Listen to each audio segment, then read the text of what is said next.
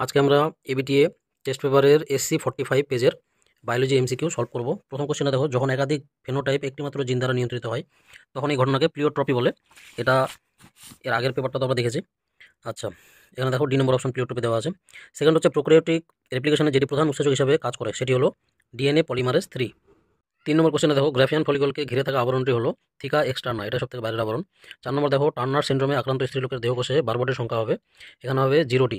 আমরা সকলেই জানি যে X0 মানে একটা এক্সের বেশি যেটা থাকবে সেটাই হচ্ছে বারবটি, তাহলে এখানে হবে 0টি।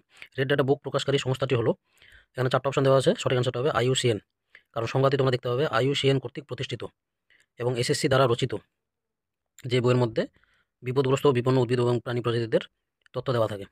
6 নম্বর কোশ্চেনে দেখো, হেয়ার পিন লুপ গঠিত হয়, এখানে 4টা অপশন দেওয়া আছে, এটা হবে RNA সংশ্লেষণের শেষে।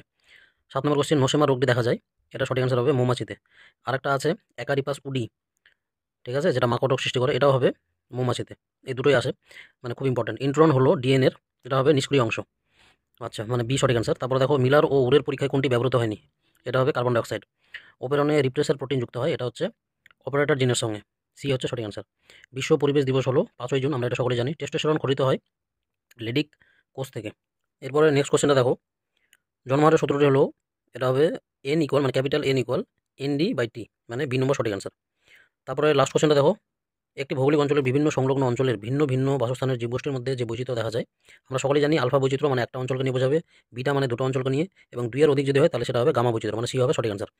তারপরে এই সিকিউগুলো দেখে নিই। ফার্স্ট কোশ্চেনটা দেখো, ইমাসকুলেশন বলতে কী বোঝো, এটাও এর আগের পেপারে ছিল। স্বনিষেক প্রতিহত করাকেই বলা হয় ইমাসকুলেশন, বা আরও অন্যরকমভাবে বলা যায় উলঙ্গ ফুল থেকে পুংকেশরগুলোকে আলাদা করার পদ্ধতিকে বলা হয় ইমাসকুলেশন। ওকাজাকি খণ্ডগুলিকে জুড়তে সাহায্য করে এনজাইমটির নাম ligase, DNA ligase. Third question দেখো, লিঙ্কেজ কাকে বলে, যখন জনিত্রী জনু থেকে অপত্য জনুতে ক্রোমোজোমের মধ্যে থাকা জিনগুলি একই সময় থাকার প্রবণতা দেখায়, তাকে বলা হয় লিঙ্কেজ। অথবা দিয়ে যে কোশ্চেনটা আছে দেখো, রেপ্লিকেশন ফর্ক কাকে বলে, ডিএনএ এর ইনিশিয়েশন প্রসেসে যখন হেলিকেজ এনজাইম দ্বিতন্ত্রী ডিএনএকে কাটতে শুরু করে তখন সেখানে একটি ওয়াই শেপের আকার গঠিত হয়, যেটাকে বলা হয় রেপ্লিকেশন ফর্ক। তারপর দেখো, আইইউডি কি, 4 নম্বর কোশ্চেন।